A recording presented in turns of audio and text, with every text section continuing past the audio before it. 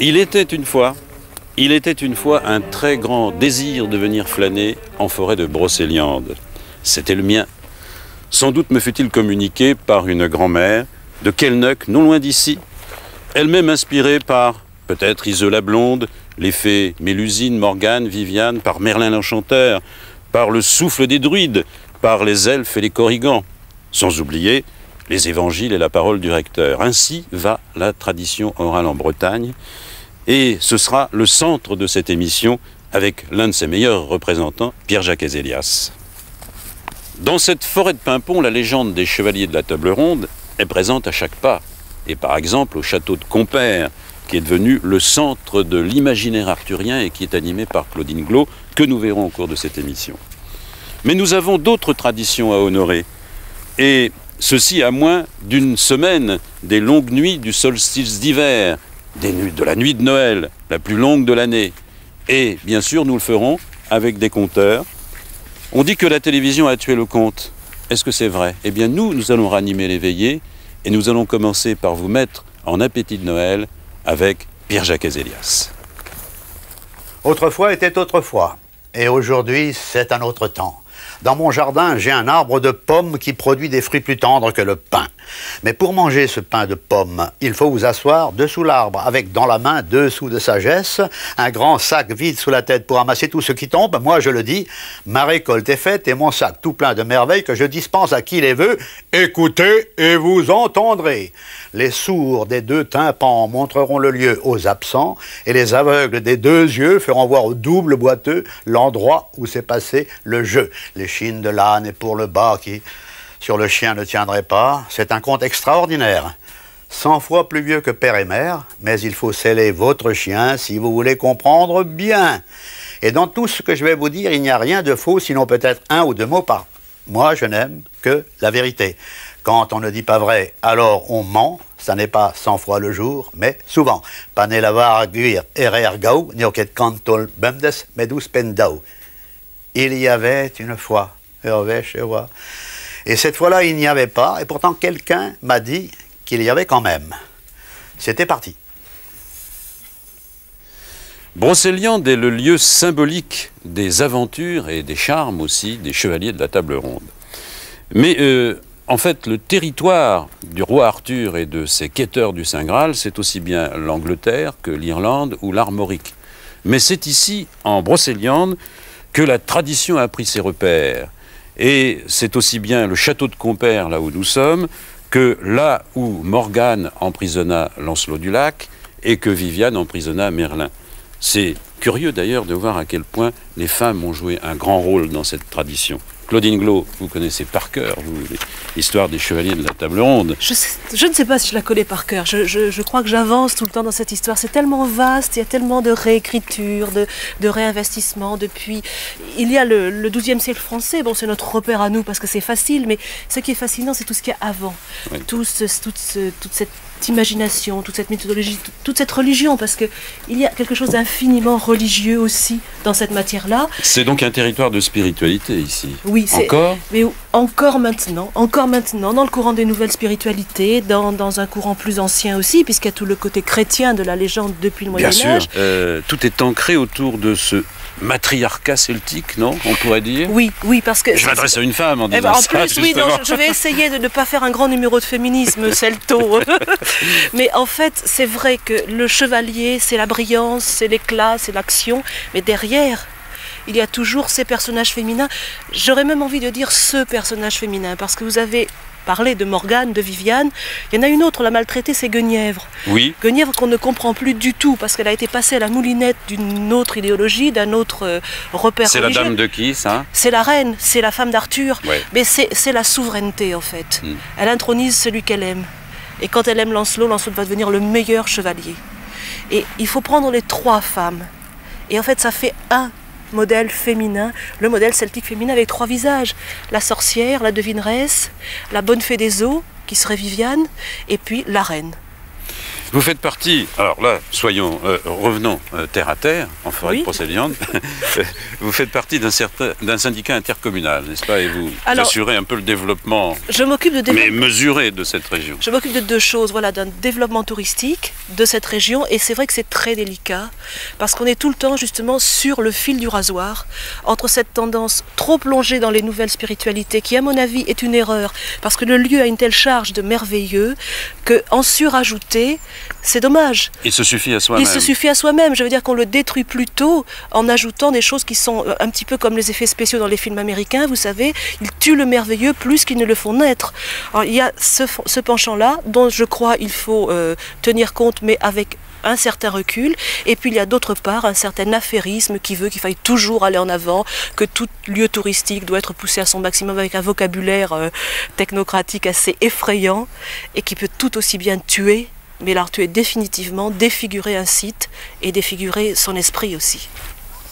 La chambre de Viviane, c'est un endroit sûrement très visité. Là, on est en plein hiver, entouré de brume, épaisse. La brume participe du charme du lieu. Oui, la maison de Viviane, c'est tout Brocéliande. C'est Brocéliande parce qu'il y a la préhistoire, les hommes de la préhistoire et leurs rêves. Oui, il y a les druides, parce que ça s'appelle aussi le tombeau des druides, cet endroit-là. Il y a les druides avec ce mystère qui reste plané autour d'eux. Et puis il y a la légende, il y a Viviane, cette Viviane qui, amante de Merlin, aimée de lui, finit par obtenir cet ultime secret qui va lui permettre d'enfermer à jamais l'enchanteur en Brocéliande. Voilà. Devant Brocéliande, en fait, moi, mon sentiment profond, c'est le lien à travers le temps.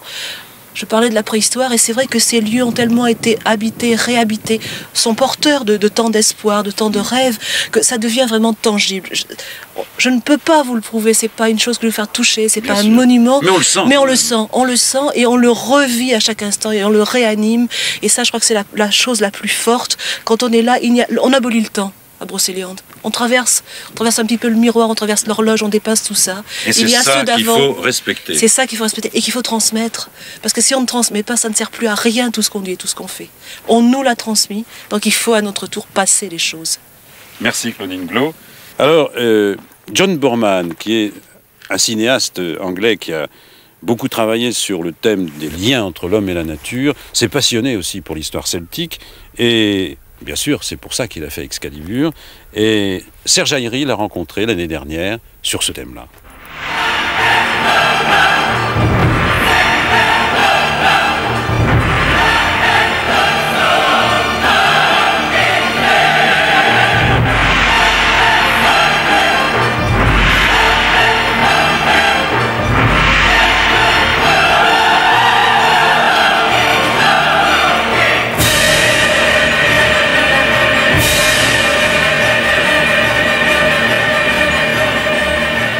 One of the things that interests me so much about the Arthurian legend is that it was Christianized. So it was so the coming of Christianity, which actually vanquished the older gods, the druidical gods, is contained in that myth. I mean, much of that myth is about that. It was adapted to deal with that problem, and that's a problem which I think still remains with us. That's why it's particularly relevant. My instinct was to make, when I made Excalibur, was to make to go back to its sources and trying to purify the legend, if you like, to find its sources and do a pre-Christian version of it. But then I realized that you see, we don't have that choice really. My task was, as being one storyteller in a line, was to take the story as to the point at which it is reached and retell it from my present perspective, so that I could only alter it to a certain extent. It had to be respected, even though there were elements of it that I didn't particularly agree with or find sympathetic. I had to take it as it was, and then it's for somebody else then to take it another stage on.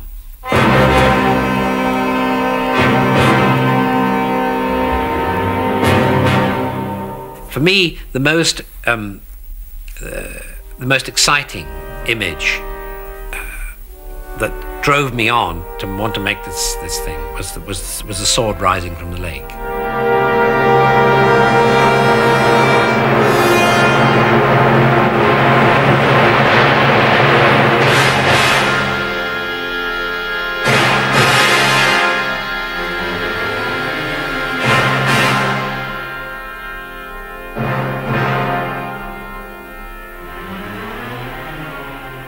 people are always concerned about whether King Arthur actually existed, whether Merlin actually existed, seems to me completely irrelevant and unimportant.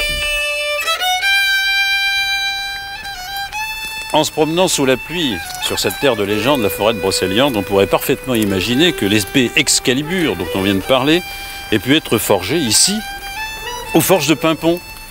Pourquoi pas, puisqu'il y avait du minerai de fer ici. Il y avait la forêt, il y avait le fer et le feu. Et les chevaliers du XIIe siècle travaillaient les épées peut-être. Et plus avant, au 1er siècle avant Jésus-Christ, on a retrouvé des vestiges du travail du fer. Ça nous ramène à Gilles Servat. Gilles Servat est allé à Dublin et nourri des légendes arthuriennes, dont il a fait parfois des chansons de combat, et il a composé une chanson sur Dublin. Gilles Servat a toujours travaillé des épées, mais des épées de ses cordes, les cordes de ses guitares. Et voici sa chanson maintenant, Heure de grâce. Et je marchais attentif, regardant les mouettes fines quitter l'appui des fenêtres, en déchirant des cris brusques, ou bien planant bec ouvert, tournant lentement leur tête, lancer des longs cris plaintifs jusqu'aux mouvances du ciel. Leurs ailes étroites traçaient des ombres de cygnes fous sur des lacs de sang séché, sur les briques de la rue, étreignant dans leurs falaises un fleuve inversé de nuages, rapide et rempli de pluie, trempé de lumière pourtant.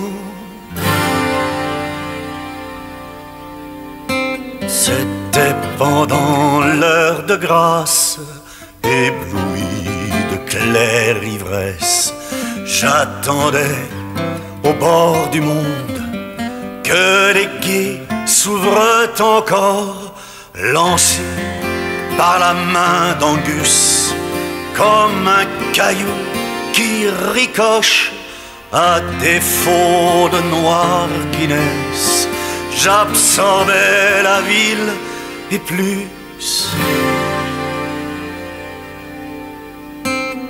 Un attelage gris et rose conduit des fantômes armés vers le paradis des dômes, dans la brume et la rosée des sous-sols agenouillés, pris, appuyés sur des grilles, dans la joie païenne des portes, parées d'auréoles saintes. L'émeraude rousse des filles, ces passants pressés qui flânent, les sourires beaux et les chants des passeurs d'éternité, sous le soleil et l'averse, quand les souffles d'or satinent des colonnes couronnées de trinité d'arc-en-ciel. Et je marchais dans Dublin sans savoir que vers le nord, de l'autre côté des ponts, m'attendait un chien mourant. J'allais vers la grande poste et je pensais à des Pâques, en sifflant main dans les poches une musique irlandaise.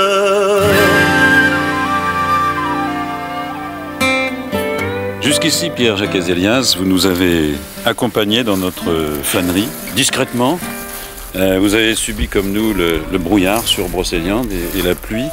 Et alors là, je peux témoigner que vous êtes vraiment un homme de la nature. Oui, je crois, oui, volontiers. C'est là que je me trouve au mieux de ma personne, si j'ose dire. Je me trouve enfermé dans les villes. Oui.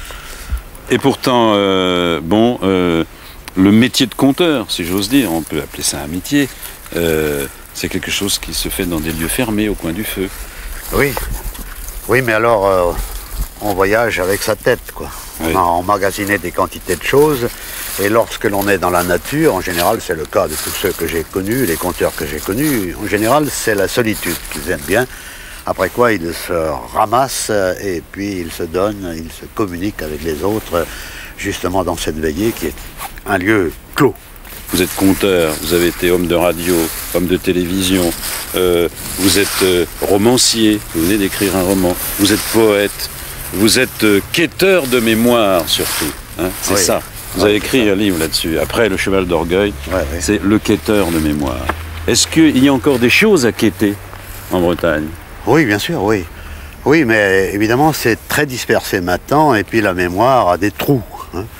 Lorsque j'étais jeune, que je suivais mon grand-père, que je suivais les chiffonniers de l'Arrêt, que j'allais interroger un peu tout le monde, les gens connaissaient encore, par exemple, des légendes et des contes, mais tout du long, avec les formules initiales, les formules finales, tous les épisodes qui arrivaient dedans. Tandis que maintenant, enfin, lorsque j'étais sur la route pour la radio, après 45, là, je trouvais un épisode par-ci, un épisode par-là. Ils ne savaient pas ce qu'il y avait avant, on ne savait pas ce qu'il y avait après, si bien que c'était, comme on dit en latin, des membra disjecta, enfin des morceaux. Hein. Et moi, je savais à peu près comment était construit un conte. Quand j'avais trouvé à droite, à gauche, au centre et au milieu, j'avais trouvé des morceaux comme ça, j'estimais que j'avais à peu près le corps entier du conte, alors à ce moment-là, je l'écrivais.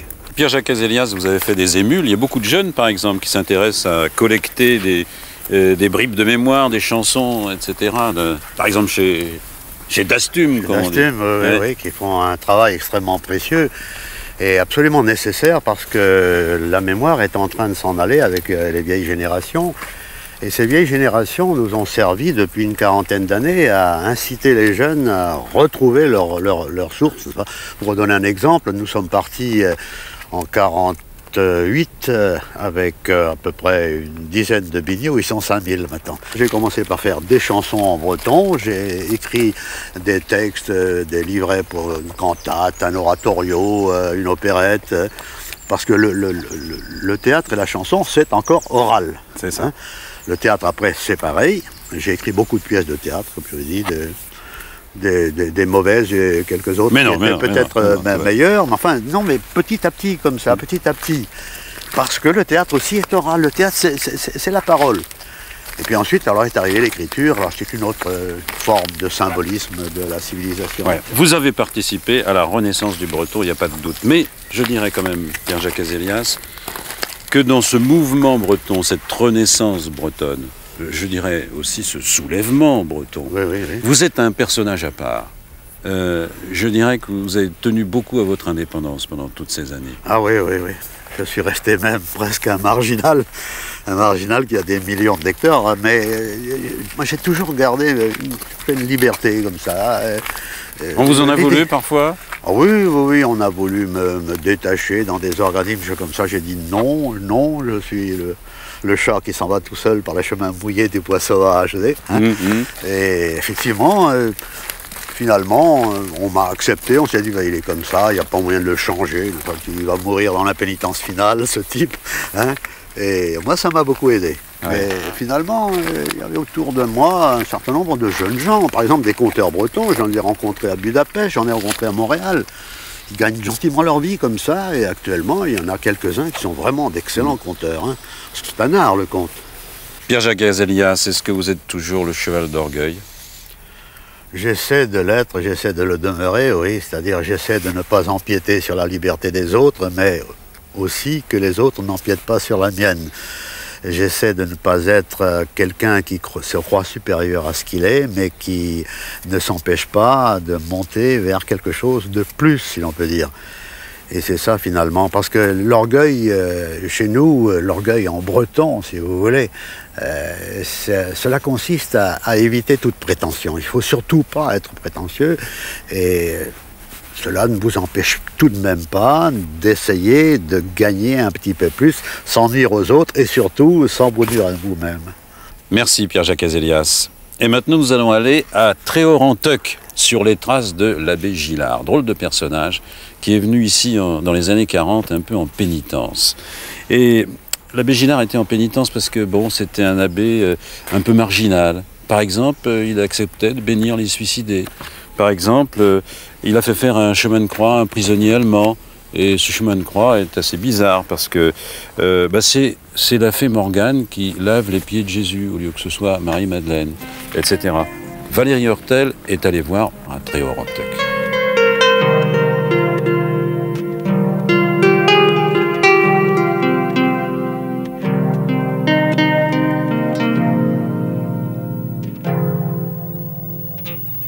Pour les amoureux de la légende arthurienne, le nom du Val sans retour évoque bien des images.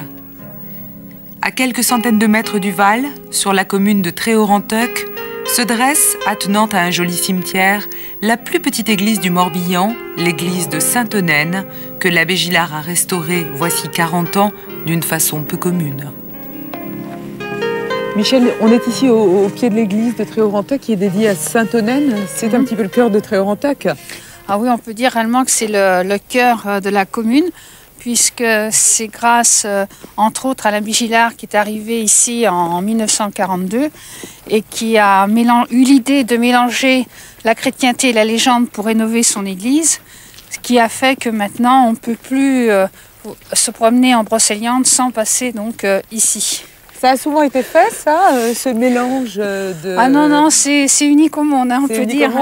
Oui, ça n'a d'ailleurs pas toujours été bien vu par l'évêché. Hein. Une fois passée la porte de la petite église, les symboles se mêlent. Les vitraux, les mosaïques, les peintures dessinées par l'abbé Gillard relatent des épisodes de la Bible à la façon des légendes de la table ronde. Joyau de l'église, le grand vitrail parsemé de feuilles de chêne, symbole des druides, représente Joseph d'Arimathie qui recueille le sang du Christ dans une coupe qui est ici le Graal. De part et d'autre de l'autel, 2 vitraux se répondent. Les 12 apôtres sont attablés autour du Graal. Ils ont donné le pain et le vin aux chevaliers de la table ronde, une idée de l'abbé Gillard. Il n'a jamais demandé d'argent au diocèse. Il a financé par sa famille, par son bien personnel, et puis aussi en emmenant les gens en forêt, leur racontant les légendes, comme nous on fait maintenant au syndicat d'initiative l'été. Il vivait pauvrement? Ah oui, très modestement. Hein. Il se nourrissait d'eau sucrée quand il avait réellement rien d'autre. Vous vous souvenez, vous, madame, de l'abbé Gillard? Ah oui, très bien. Vous l'avez bien connu? Ah oui, j'ai bien connu quand même, l'abbé Gillard. Il a même porté de la charcuterie, le pauvre vieux, il n'a pas trop mangé. Vous l'avez bien connu? Oui. Quel genre d'homme c'était? Oh, il était bien. Il était gentil, hein. Il était instruit, il a voyagé. C'était une personnalité marquante. Très marquante de Tréoranteuc. On peut pas. Quand on a rencontré une fois l'abbé Gillard, on ne peut pas ne pas s'en souvenir, je crois. Regretté par ses fidèles, l'abbé Gillard fatigué des critiques quittera sa paroisse en 1962. Le cœur lié à Brocéliande, il y reviendra les mois d'été pour faire visiter son église. Aujourd'hui, les cloches de Sainte-Onenne ne sonnent plus que pour les mariages, mais l'abbé Gillard continue d'y vivre pour l'éternité.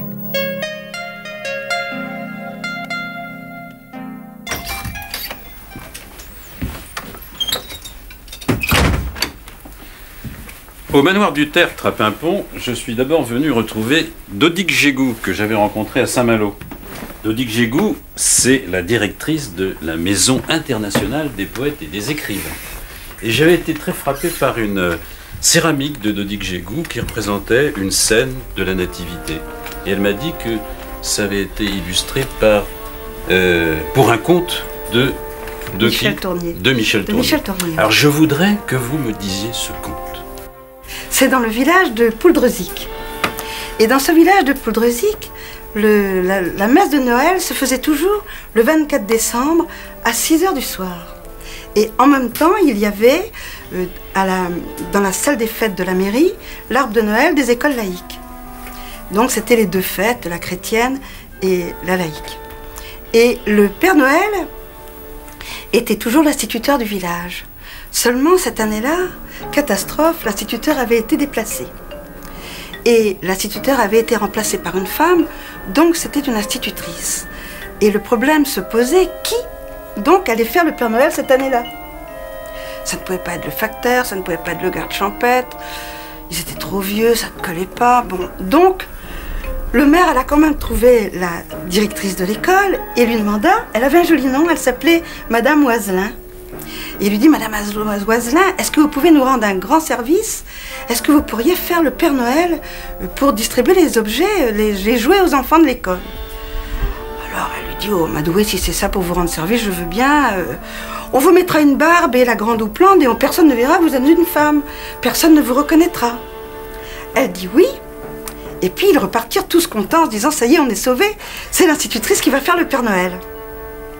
Et chez Madame Oiselin, ce soir-là, il y avait beaucoup de passages. Après le maire, voilà le curé qui vient la trouver et qui lui dit, Madame Oiselin, vous avez eu un enfant il y a 3 mois, qui est très beau, que tout le monde admire. Est-ce que par hasard, vous nous le prêteriez pour faire l'enfant Jésus de la crèche de Noël, puisque vous savez que tous les ans, il y a un enfant Jésus dans cette crèche? Alors Madame Oiselin, toute fière d'avoir ces deux rôles de mère de l'enfant Jésus et de Père Noël, a dit oui tout de suite. Alors on habilla son enfant, on lui mit de beaux habits d'enfant Jésus et on le porta dans la crèche de l'église, parmi tous les costumes merveilleux des bigoudaines qui ont des costumes, vous le savez, très très beaux et surtout à cette époque-là et pour la fête de Noël. Et tout se passa très bien. Madame Oiselin distribuait les jouets aux enfants du village et l'enfant Jésus dormait. Mais au bout de quelques minutes, enfin au bout de 20 minutes, il se mit à pleurer, réveillé par les chants, et surtout, il avait faim. Et il se mit à pleurer et à crier. Et puis, personne n'entendait le curé dire sa messe, ni les bretons chanter. Alors, vite, on alla chercher sa mère, qui arriva en courant avec son costume de Père Noël, qui ouvrit son costume de Père Noël, sortit son sein, souleva sa barbe et donna à boire à l'enfant Jésus. Merveilleux. C'est une histoire extraordinaire, avouez. Ce Père Noël qui donne son sein à l'enfant Jésus. C'est une histoire qui ne peut se passer qu'en Bretagne et surtout dans le pays bigoudin. Voilà, c'était la réconciliation du clergé et de la laïque. Voilà. Par l'intermédiaire d'une femme Père Noël, c'est merveilleux. Et ça nous introduit très bien, je trouve, Donique Gégou, dans la veillée que nous allons avoir maintenant avec les conteurs du manoir du Tertre. Et d'abord, nous allons commencer par Patrick Ewen. Fyriel s'est levée avant l'aurore, au premier chant du merle.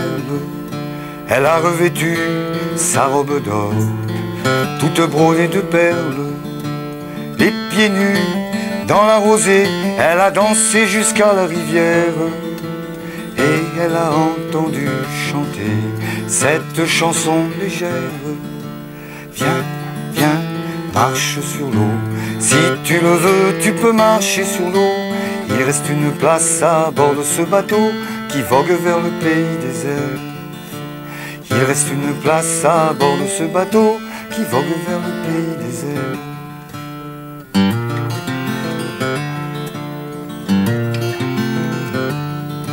Alors elle a vu un grand bateau blanc tiré par des cygnes, et sur le pont 4 jeunes gens qui lui faisaient signe. Une couronne sur leurs cheveux d'or, à leur front une étoile, et des harpes jouaient leurs accords au rythme lent des rames. Viens, viens, marche sur l'eau. Si tu le veux, tu peux marcher sur l'eau. Il reste une place à bord de ce bateau qui vogue vers le pays des elfes. Il reste une place à bord de ce bateau qui vogue vers le pays des elfes.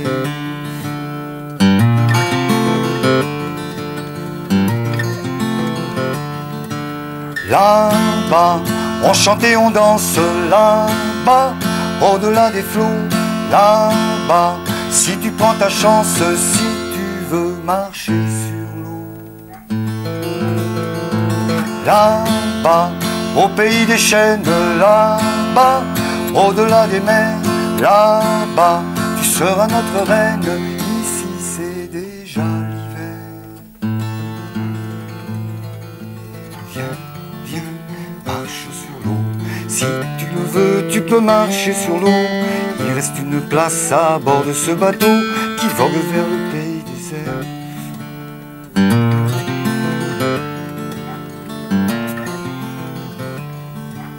Depuis 7 ans, on roulait les flots dans le lit des rivières. Et tous les matins, au bord de l'eau, elle attend, elle espère. Plus une voix, plus un appel, ses journées sont grises. Grise sa robe, sombre le ciel, plus de chant dans la brise. Viens, viens, marche sur l'eau. Si tu le veux, tu peux marcher sur l'eau. Tu n'as pas pris place à bord de ce bateau qui voguait vers le pays des elfes. Tu n'as pas pris place à bord de ce bateau qui voguait vers le pays des elfes.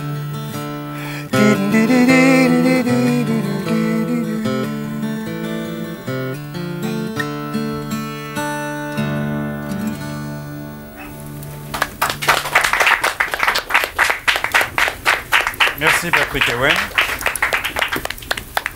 Bien, alors ça c'est ce qu'on pourrait appeler un conte chanté. Oui, c'est un conte chanté, oui, c'est tiré d'un petit conte qui a été écrit par John Tolkien, qui est l'auteur donc du Seigneur des Anneaux et qui avait écrit... Le fameux Seigneur des Anneaux. Oui, c'est l'histoire de la petite Fyriel qui, un matin de printemps, eh bien, est sortie de l'enfance.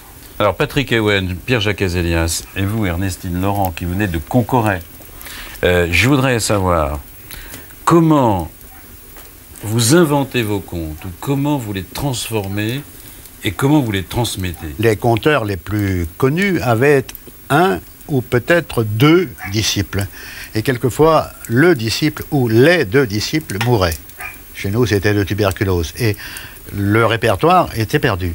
Mais autrement, c'était le disciple qui mettait ça dans sa tête, dans sa mémoire pendant des années, et puis qui repartait sur la route en actualisant, c'est-à-dire en ajoutant un certain nombre d'épisodes que l'ancien conteur n'avait pas eu l'occasion d'émettre. Et c'est comme cela que d'une génération à l'autre se transmettaient les contes, mais vraiment dans l'absolu de la liberté, si je puis dire. Et comment ils s'inventent ? Comment ils s'inventent ? Eh bien, moi je pense qu'il faut aller au bistrot pour commencer. Oui. Et puis là, moi en ce qui me concerne, du moins, bon, puis j'écoute les gens parler. Alors des fois c'est extrêmement difficile parce qu'il faut bien sûr s'abreuver aussi. Et puis des fois ça donne des choses très difficiles. Mais quand on écoute les gens parler, eh bien là, c'est comme ça que les contes s'inventent. En été, on se retrouve sur la place de mon hameau, là où j'habite, qui s'appelle le Maine-Gleuse. Et là, on écoute les gens parler. Et il y a toujours des gens qui ont des choses à raconter sur autrefois. Et quand on écoute ça, on peut très bien réactualiser ça aujourd'hui, quoi. Et vous, Ernestine, vous inventez vos contes? Oui, j'invente. Vous avez appris quelque part? C'est-à-dire que j'invente beaucoup sur un fait divers. Un petit rien, donc je fais un conte. Et puis j'ai beaucoup d'histoires de mon père qui débutait par un presque rien. Et dessus, je fais un conte. Alors, les saints, ils ont vraiment une fonction particulière. Il n'y a peut-être pas qu'en Bretagne, d'ailleurs. Oui, partout. Ils ont pris la suite des nymphes, des auréades, des dryades de l'Antiquité, qui étaient non seulement les protecteurs de l'eau, parce que l'eau était un élément premier, il est toujours, d'ailleurs, il est même en péril maintenant. Hein. Et, il pleut beaucoup en ce moment. Il pleut beaucoup en ce moment, oui. Ça recharge un petit peu nos ressources, mais ce qu'il y a de certain aussi, c'est que ça pouvait guérir. Et on s'adressait aux nymphes et aux auréades pour guérir certaines maladies. Vous avez déjà fait, Ernestine, le tour des fontaines, vous, quand vous étiez jeune fille, je sais pas, pour trouver un mari, pour... non, pas pour trouver un mari, quand même. Mais... non. Je l'ai trouvé comme ça. Oui. Mais c'est pas ça, mais j'avais un cousin qui avait eu une histoire avec 5 clous. Pour 5 clous, on jetait des clous. Ah oui, dans la fontaine, des clous de sabot. C'était des roches qu'il y avait là. Ah oui, bon, et puis, donc, mais ça évolue, quoi. Ça avait porté quand même. Patrick Ewen, vous avez eu affaire aux saints, vous Non, moi je pense, je prie Saint-Énéour tous les jours, qui est le saint patron de ma commune, puisque j'habite Plounéour-Ménez, qui est la paroisse de Hénéour dans les montagnes. Et moi personnellement, quand je pense à Saint-Énéour, je l'aime bien parce que je vois pas ça du tout comme un saint, comme ça, avec un halo autour de sa tête. Je vois ça vraiment comme un chef de guerre un peu médiéval, avec une épée et un bouclier. Et c'est pour ça qu'il opérait beaucoup de conversions d'ailleurs, parce qu'il demandait aux gens, est-ce que tu veux te convertir là? Et les gens disaient, oh oui, tout de suite, sinon c'était le coup d'épée. Je vois Saint-Énéour comme ça, monde arrêt quoi, très rude et sauvage, avec un cœur gros comme ça quand même. Ça s'appelle la conquête spirituelle, quoi. Exactement. C'est son côté militaire à Patrick. Juste un mot, le conte, ça n'existerait pas sans le conteur. Il y a des chances que oui, remarquez, maintenant à la télévision c'est tellement bien, on pousse le bouton et puis on reste devant. Mais ce qu'il y a de bien avec le conteur, c'est que c'est l'avantage sur la télévision. Je crois que les gens regardent celui qui raconte l'histoire et à partir de là, les mots font leur chemin dans la tête des gens. Et je pense qu'on peut dire que autant de personnes sont dans la salle, il y a autant de décors dans leur tête et puis c'est ça qui fait un peu la richesse du conte, je crois. Oui, ça, et puis le feu, il ne faut pas oublier le feu quand même. Oui. C'est le deuxième personnage du conte. Moi, je connais des gens qui ont le chauffage central chez eux et qui font du feu de bois dans leur cheminée. Ce qui prouve quoi? Que le chauffage central, ça suffit pour chauffer la maison. C'est donc pas pour chauffer qu'ils allaient nous. Mais moi, je fais du feu dans ma cheminée. Mais oui, et moi aussi. Oui. Et moi aussi. C'est parce que le feu est vivant. Qu'est-ce que vous voulez avoir une imagination quelconque, un fantasme quelconque qui monte en vous devant un tube de néon? Ben, c'est sûr. C'est pas possible, c'est pas possible. Si aujourd'hui on mettait nos contemporains à faire 14 km pour venir vers la Noël, par exemple, d'une visite à leur cousin à Douarnenez, vers Plozébet et Poudrozic, à travers une campagne boueuse où il n'y a absolument aucune lumière, nulle part, vous ne voyez absolument rien du tout, je vous garantis qu'il verrait des sorcières. Oui. Alors, Ernestine, vous allez aller là-bas et nous raconter un conte le plus court possible, s'il vous plaît. Ça, parce que nous n'avons plus beaucoup de temps. Non, mais la grenouille et le péchou, ça va être vite fait. Enfin, je vais aller faire galoper. La grenouille et le péchou. Une grenouille au ras de liao se grommeux tant de pas. Un péchou à pied sur le bordau, changeait comment le bigneux. Et il dit, bonjour monsieur le péchou, craites-tu que je vais te sauter au cou? Je me encore mieux saute dans le liao. Et piouf, là va une lâchette du haut.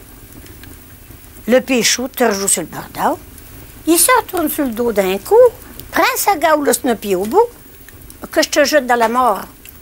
Oh, il y a une motte, tout ras d'une grosse ribotte. Juste you costucuté. De la fière qui n'en t'a au bout piqué, n'en fit qu'une goulée. Mais le pire qu'il avait c'est tout accroché.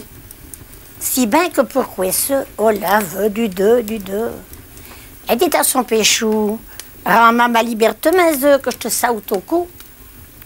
La grenouille en fut babinée à cause de sa vavanté. Mais le péchou, qui ne te point un mauvais gars, lui, il de trop si c'est Anne, dans la mort, il fut va. Et il dit, ma pauvre grenouille, pourquoi tu t'es si ventouse? Je ne voulais point te faire de mal, allez, hop, viens quand t'es ma. Il s'assiedit au ras de liao. Là, qui va y repasser, un gros crapion. Il faut 20 bonnes minutes à Ernestine Laurent pour raconter en galop l'histoire de la grenouille et du pêcheur. Disons que la fin de l'histoire, c'est que le pêcheur et la grenouille s'enfuirent la main dans la main. Sans doute la grenouille était-elle une princesse et le pêcheur ne l'a pas vue assez vite. Nous reviendrons à la veillée au manoir du Tertre. Mais en attendant, continuons donc de flâner sur les sentiers de grande randonnée de la forêt de Brocéliande.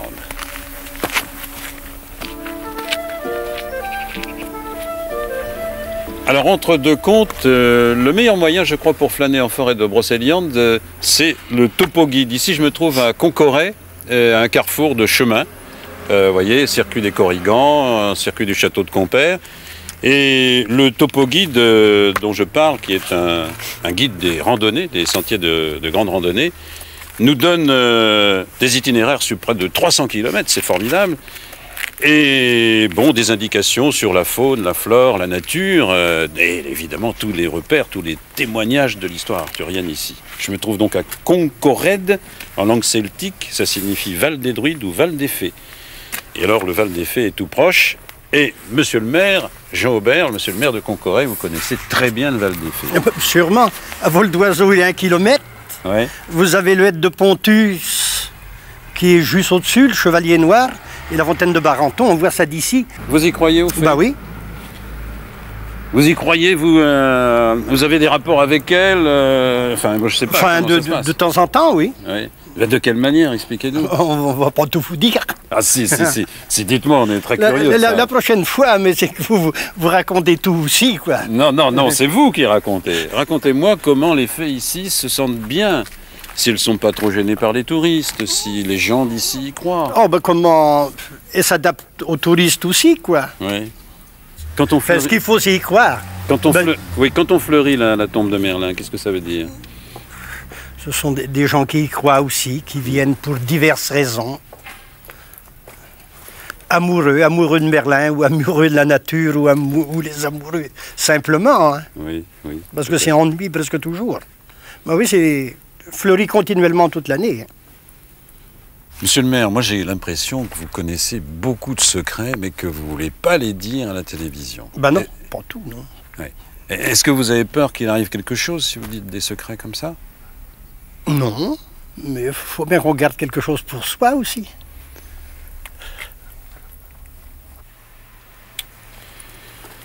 Le maire de Concoret ne veut rien dire du secret des fées, ni des lutins, ni des farfadets, ni des corrigans, etc. Mais il a bien tort, ces secrets sont déjà connus en partie, parce qu'il y a un livre qui vient de sortir en librairie, qui est déjà épuisé presque, mais il va y avoir des rééditions, n'en doutez pas. C'est l'encyclopédie des lutins de Pierre Dubois. Bonjour.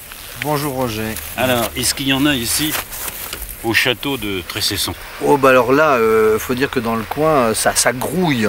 Déjà, il y a la Dame Blanche dans le château, là dans la tour, là, qui est un banshee qui apparaît régulièrement. Alors là, les esprits appellent les esprits. Là, il doit y avoir plein de crapoussins cropignotants, d'esprits aquatiques, de corriques, de corrigans, de poules piquées, de poules piquants, de criorennes, d'anaons. Enfin, c'est plein, quoi. Hein. Ils nous écoutent en plus. Nous ne sommes pas seuls. Oui. Ils sont peut-être dans le livre aussi. Oui, des bornes.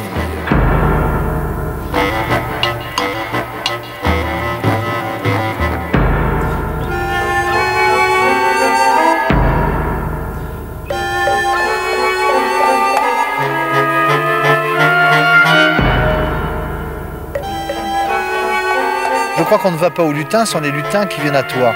Et donc, ils sont venus dans la petite enfance. Non? Oui, tu as vu, il y a encore la trace du coup de baguette magique, ils se sont penchés sur mon berceau, quoi. Il y avait une alliance entre les hommes et les lutins, et l'Église a essayé évidemment de casser cette alliance, a fait donc de ces êtres charmants des êtres lubriques, des êtres méchants, contrefaits. Il y en a des cruels hein, quand même. Hein. Quand même, oui, il y en a qui ne vaut mieux pas rencontrer. Mais ce sont de même prolongements pas la nuit de aussi. Noël, hein. Ah non, ouais. Là, ceux de la nuit justement sont terribles. Alors il y a les Lowetmes par exemple, il y a les croqueurs d'os, tous les George Grimms. Alors là, ceux-là effectivement, ce sont des terribles. Ouais, mais il y a les elfes et puis il y a les jolies petites naines. Elles sont mignonnes, hein. La parisette. Hein, ah ouais, la parisette est adorable. Ah ouais. En plus, on la voit dans le bouquin. Là. Ah oui. Alors donc toute nue, couverte de fleurs. Elles sont en général très naturelles comme ça, puis elles sont quand même portées sur la gaudriole. Ouais. Hein, si, comme disait Brassens du Gorille, la nymphette est supérieure à la femme dans l'étreinte. Hein, c'est le... Ah oui. Alors pour ça, il faut les attirer, il faut leur faire des petits cadeaux. Lorsqu'on se promène dans la nature, par exemple, il faut laisser des petits du tabac, des fleurs, s'ils sont des pétales. Oui, toujours. Et à ce moment-là, elles s'approchent, elles viennent. Bon, tout ce que tu dis là montre que ton encyclopédie, elle n'est pas faite pour les enfants, ou en tout cas pas seulement pour les enfants.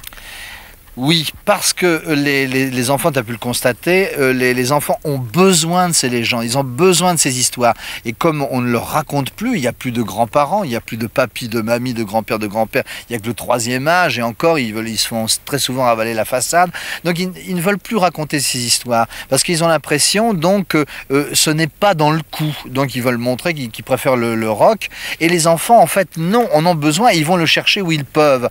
Alors ils vont le chercher à travers l'heroic fantasy, dans dans les jeux vidéo, au cinéma, dans les Gremlins, etc. Dans les Gremlins, ouais. oui. Alors, ce qui est regrettable, c'est quelquefois bien quand ils vont le chercher dans des produits, comme on dit, intelligents, beau poétiques. Oui, mais tu penses que ce serait mieux si les parents et les grands-parents racontaient. Il faut que il faut que les parents se rendent compte qu'il y a un patrimoine merveilleux, fantastique, qui se tourne à nouveau vers ce patrimoine, vers ces contes, et qu'il offre. Moi, je vois les enfants, par exemple, même s'ils ne comprennent pas tout, ils sont attirés. Ils sont attirés par les elfes, par les fées.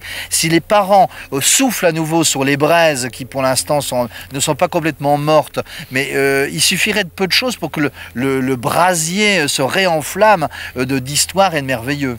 Merci Pierre Dubois, je vais suivre ton conseil.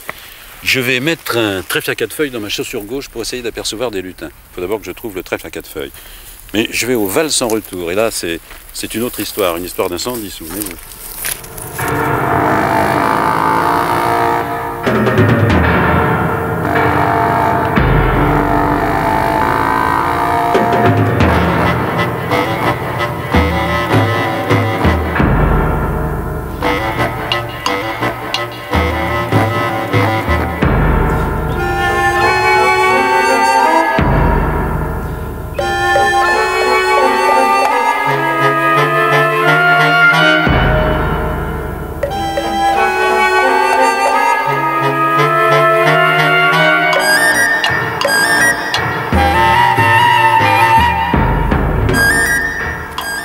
Mais quel diable a-t-il pu mettre le feu à la forêt de Brocéliande 4 fois en 14 ans? Et la dernière fois, c'était en septembre 90. 440 hectares de bois détruits ici, et le Val sans retour devenait la forêt pétrifiée. Le Val sans retour, c'était là où Morgane et les fées emprisonnaient les chevaliers infidèles. Malgré l'intervention des Canadaires, malgré les 350 pompiers qui sont intervenus à ce moment-là, en septembre 90, ça a été un véritable désastre. Alors bien sûr, on a nettoyé, on a commencé à reboiser avec des mécènes, avec des associations et avec des volontaires et des enfants des écoles notamment. Et le Val sans retour devient maintenant quelque chose qu'on peut revisiter chaque été. Mais la forêt de Brocéliande sait renaître de ses cendres. Merlin l'Enchanteur y veille certainement. Et en tout cas, on le prie à la veiller. Eh bien, Merlin est avec nous au manoir du Tertre. Merlin endormi. Et ce que je trouvais extraordinaire dans cette statue, cette sculpture, c'est que Merlin l'Enchanteur endormi a ses racines dans sa tête. C'est ça, Gilles Servat. C'est vous qui avez fait cette... Oui, oui. D'habitude, je te tutoie là. Bah, tutoyons-nous. Tutoyons-nous. On y est. Alors, cette sculpture, bon, tu as mis un certain temps à la concevoir, à la finir plutôt. Oui. Et là, ses racines dans sa tête, je répète. C'est un enracinement dans le spirituel, dans l'aérien, oui. Pour moi, Merlin, c'est ça. C'est à la fois, c'est l'homme des bois, c'est le fou des bois aussi. Et puis, son endormissement que tout le monde regrette, mais que lui ne regrette pas, puisqu'il a une espèce de sommeil avec un sourire, un peu comme les Bouddhas, avec une illumination intérieure. Je pense que c'est ça son sommeil à Merlin, c'est une illumination intérieure qui lui fait larguer le monde. Peut-être va-t-il se réveiller d'ailleurs comme Arthur. J'espère qu'il va se réveiller et que je le verrai. Un peu comme l'autre qui attend que les volcans se réveillent chez nous là, mais moi j'espère que Merlin va se réveiller et que Arthur va arriver, oui. Alors, tu as fait les beaux-arts, tu as fait cette statue, tu chantes. Et tu transmets de la tradition en chantant. Mais la tradition, je vais en parler avec vous, Pierre-Jacques Ezelias. On parle toujours de la tradition orale qu'on transmet. Mais elle s'écrit aussi, la tradition. Et aussi, elle s'invente. Oui, elle s'écrit, elle s'invente. Alors la question se pose de savoir s'il faut arrêter la tradition en l'écrivant. Et d'autre part, il faut tout de même que l'on conserve les traces de cette civilisation orale, puisque, bien entendu, le conte, qui est vraiment l'expression majeure de la tradition, s'exprime par « il était une fois ». Ça signifie qu'il n'y a pas de passé, il n'y a pas de présent, il n'y a pas de futur. C'est une espèce de cordon sans fin. Hein. Je voulais revenir à ce livre de Gilles Servat. Vous avez lu La naissance d'Arcturus? J'ai lu La naissance d'Arcturus. Alors, parce que ça, moi j'ai été passionné par ce roman, on l'appelle comme ça?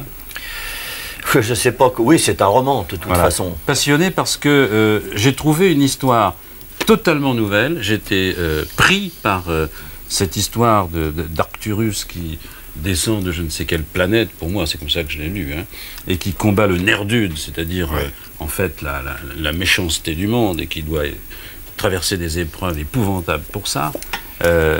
C'est paru aux éditions Cornog à Morlaix en 1986. Ça existe toujours, cette maison d'édition? Elle est en sommeil comme Merlin. Comme Merlin. Ouais.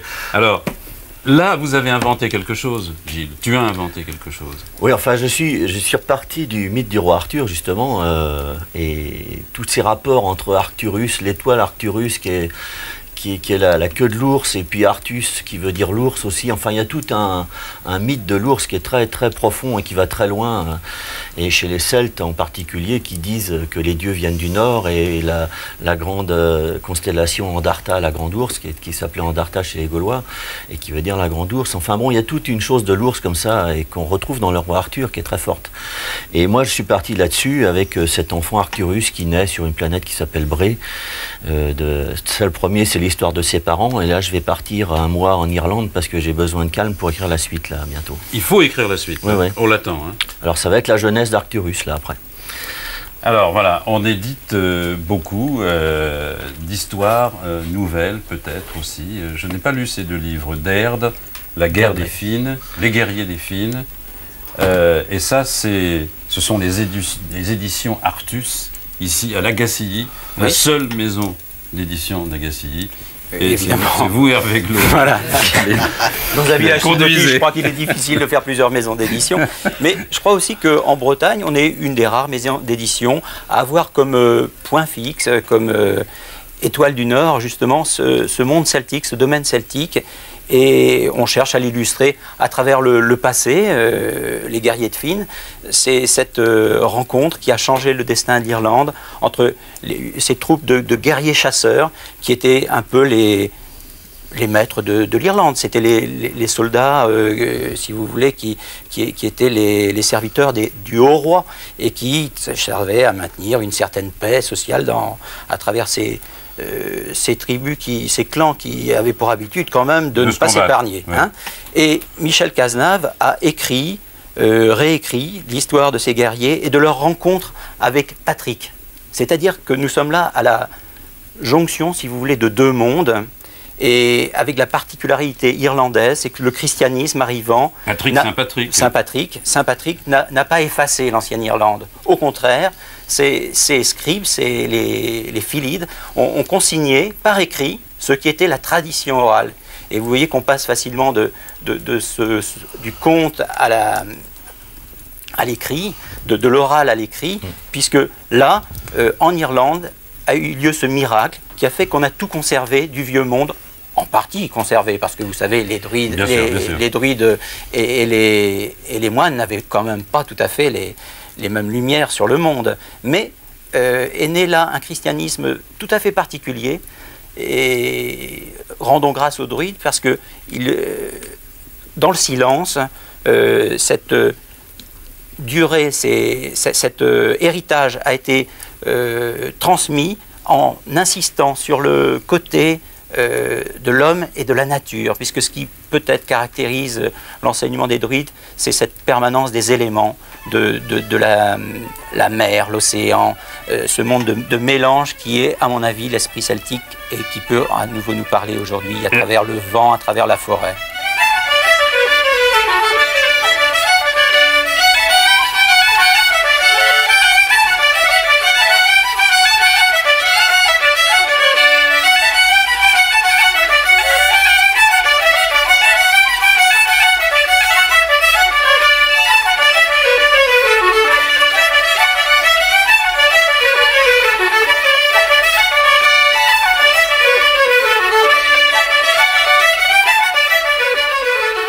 Brocéliande et l'Irlande, c'est les deux fragments d'un même monde.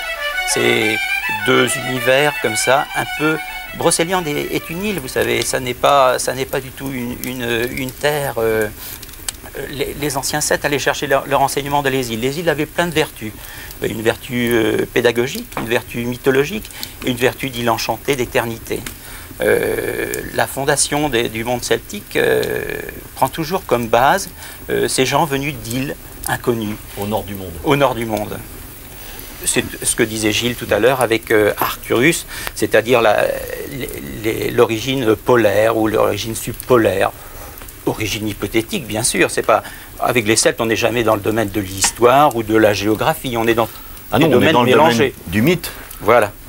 Pour eux, les dieux venaient du nord, c'est le mythe. Je crois que, contrairement aux Romains, les Celtes ont transformé leur histoire en mythe, alors que les Romains ont transformé leur mythe en histoire. C'est complètement différent. C'est là où il y a deux mondes qui sont antinomiques, et il y en a un qui a massacré l'autre, évidemment. Et voilà, ça nous a permis au cours de cette émission de parler de ces éditions Artus, qui publient une partie de la mémoire celte. Et sans ces maisons d'édition-là, eh bien peut-être que cette mémoire se perdrait. Alors on va terminer, bien sûr, sur un conte, et sur un conte de Noël. Pierre-Jacques Ézélias, vous allez bien nous dire ça?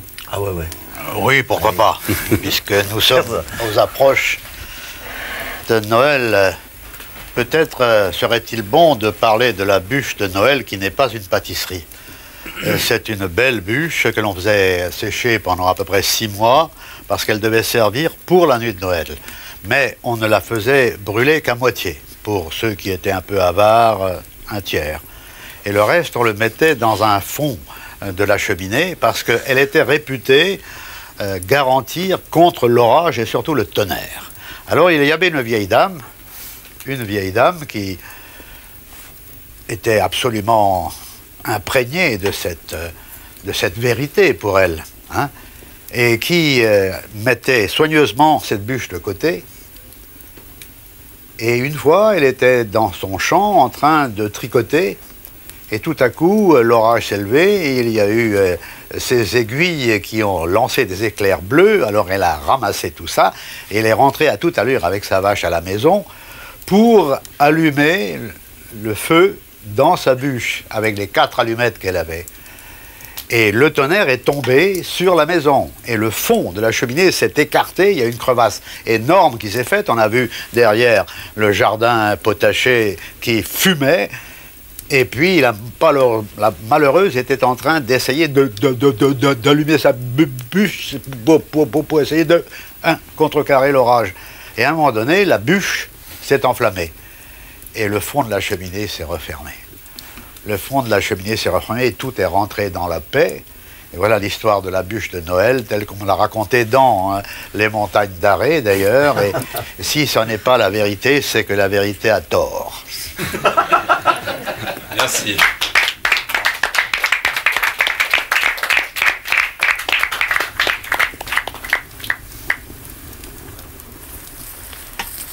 En quittant la forêt de Brocéliande, ce que nous espérons, c'est que nous vous avons donné envie de conter des histoires, aux petits comme aux grands. Et peut-être de puiser votre imagination dans les livres, ils ont été nombreux, que nous avons présentés au cours de cette émission. Où serons-nous samedi prochain? Alors là, attendez, le calendrier est un peu compliqué. Samedi prochain, 26 décembre, à 14h55, ce sera la rediffusion de notre émission sur Saint-Malo. Le 9 janvier, ce sera le meilleur de ce que nous avons produit déjà en Pays de Loire et en Bretagne. C'est ce qu'on appelle le best-of dans notre jargon. Un clin d'œil, au fond, sur nos flâneries. Et puis le 16 janvier, où serons-nous? Eh bien, rendez-vous, comme d'habitude, de 13h à 14h, à Saint-Nazaire. À samedi!